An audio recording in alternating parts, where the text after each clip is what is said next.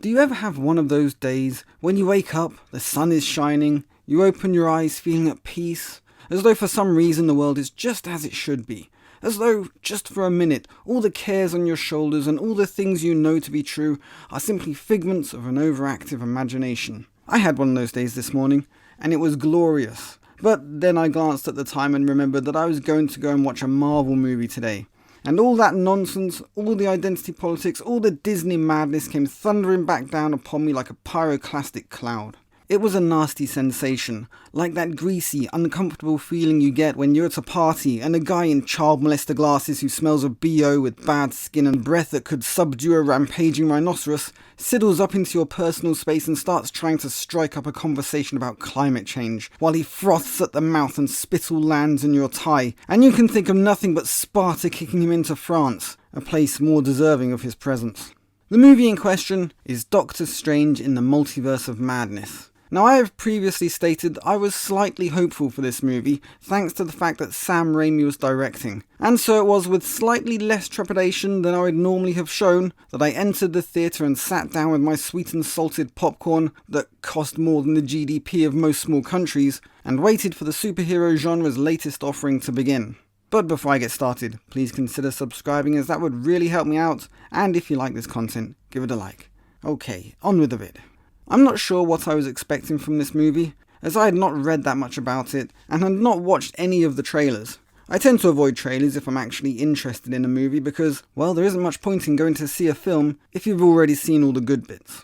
The movie begins interestingly enough with Doctor Strange fighting some demon thing in a bizarre otherworldly setting, while trying to protect some girl who the demon monster seems to be trying to kill.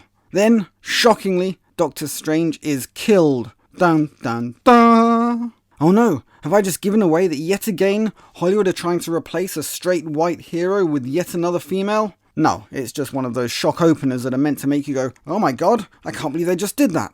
But obviously, this is the multiverse and we can assume there are many other versions of the characters.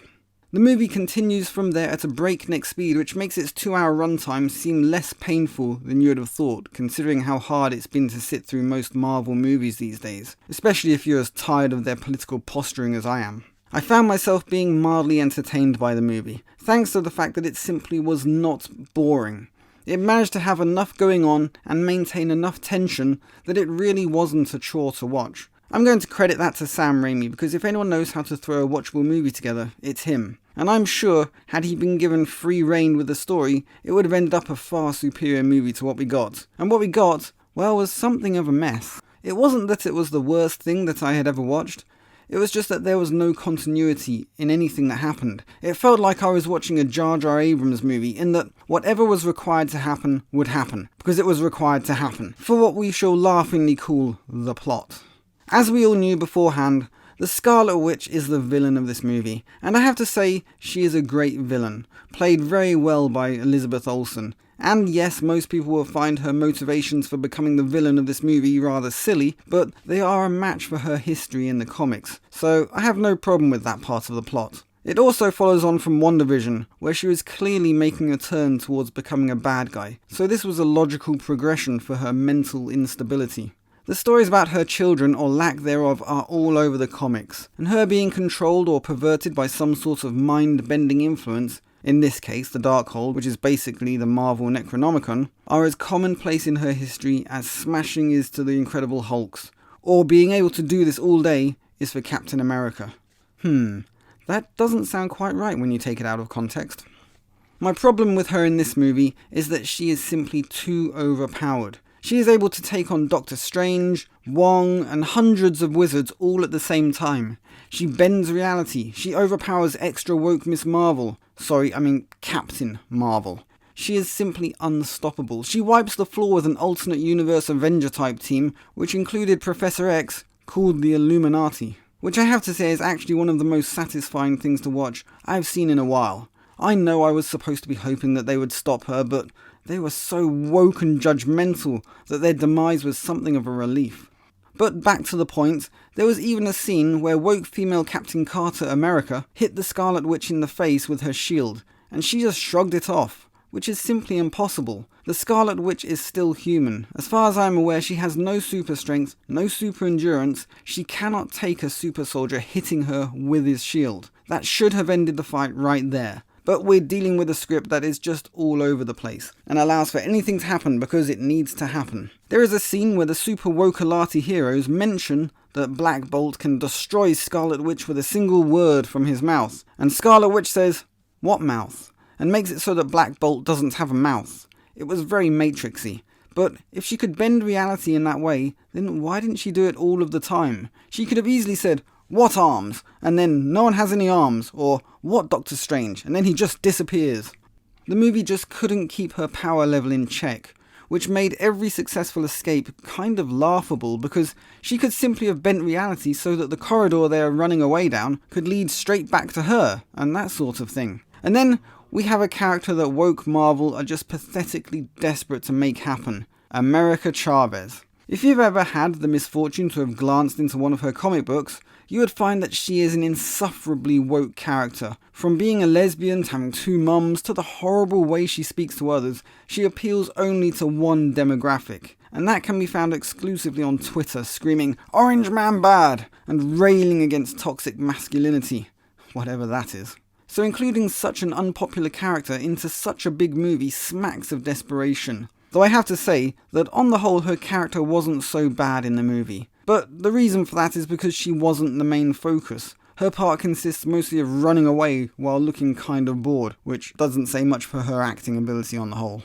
Stephen Strange and Scarlet Witch are the stars, though Doctor Strange is underpowered for this outing, and seems to have lost some of his vaunted intellect, which conveniently means that he is able to do nothing against the power of the Scarlet Witch, except delay and dodge. Honestly, if it wasn't for the Jar Jar Abrams style script, this movie would have been over in the first 10 minutes, because nobody would be able to get away from her. As for the woke elements, they are many, but Sam Raimi managed to cleverly sidestep just about all of them in what I would classify as a woke avoidance masterclass. He manages to not get bogged down by Marvel's agenda-driven politics, and instead concentrates on the supernatural horror aspects, which are his bread and butter. But some things do get through the woke filter, like Wanda saying after being told that she had used magic to make her children, "That's what all mothers do." God, it made me cringe so badly. If she'd said parents, that would have been acceptable, but it just smacked so much of Marvel's feminist agenda that I just couldn't ignore it. It distracted me for half the movie.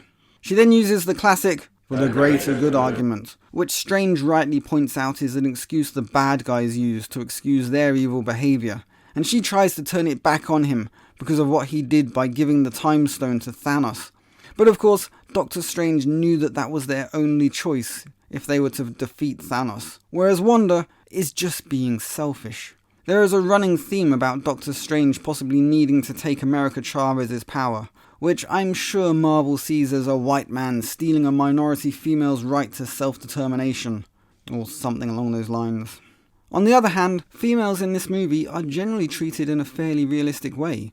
You have America Chavez, a teen girl who needs a father figure to give her some guidance in life because she is just drifting aimlessly, plus she only had two mums growing up, so it makes sense. Luckily she meets Doctor Strange and he gives her some direction, and also she opens portals to other universes, so the usual teenage angst. Then you have the mad cat lady who, after a life of loss and heartache, just wants to collect cats and scream at the wall. I mean, children, not cats. So easy to get them confused. Also, she can bend reality and pretty much destroy anything, kind of like an ex-wife. Then we have the love interest, Dr. Christine Palmer, who Doctor Strange is madly in love with, but who is marrying someone else, at least in his universe. The love story aspect of this movie is actually very touching and meaningful to Strange's character, and I assume his arc going forward.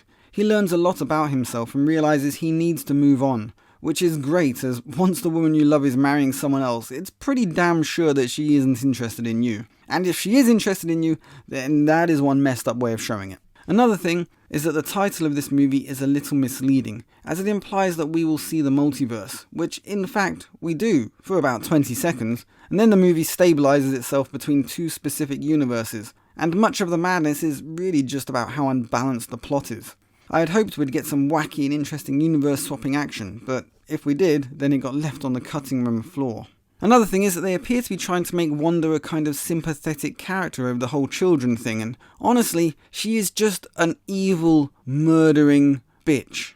She killed so many people that it is completely unforgivable, although if it's anything like the comics, of course they're going to forgive her for it at some point. Wanda goes mad and becomes a scarred witch, murders many people. Oh, that's okay, Wanda, it's fine, don't worry about that. Okay, let's get on with things. What's for dinner? It's crazy and it always seems to happen.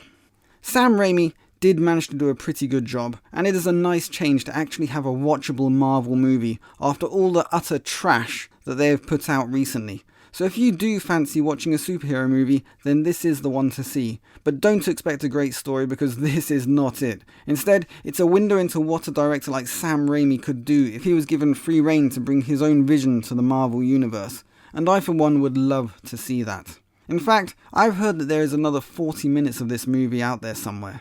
And who knows, maybe that would have balanced the story out better. Or maybe it's a marketing ploy to make us pay to see it all over again, if it's ever released. So my final verdict is that I enjoyed this movie, more than I do most Marvel movies. I just wish someone competent had written the story, and given Sam Raimi some real meat on the bone.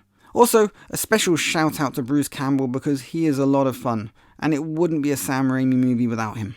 This has been Movies Suck, wondering how in the world this movie got through the Marvel wokeifying process, and still managed to be quite a fun watch. Signing out. Leave a like, share, subscribe, and I will catch you guys on the flip side.